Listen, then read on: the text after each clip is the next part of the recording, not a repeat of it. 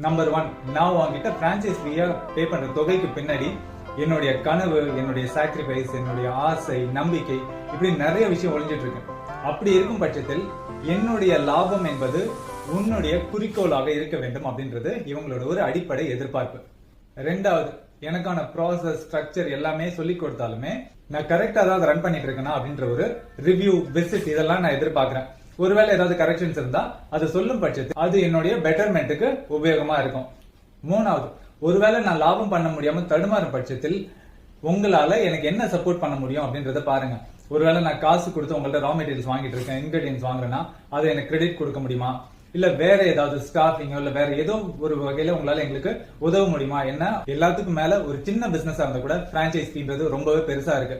அப்படி ஒரு பெரிய தொகையை உங்ககிட்ட நான் கொடுக்கும் பட்சத்தில் நம்மளுடைய உறவு அப்படின்றது நீண்ட காலம் தொடரப்போகுது அப்படின்றத ஊர்ஜிதத்தை எங்கள்கிட்ட கொடுத்துருங்க அப்படின்றது ஒரு முக்கியமான எதிர்பார்ப்பு.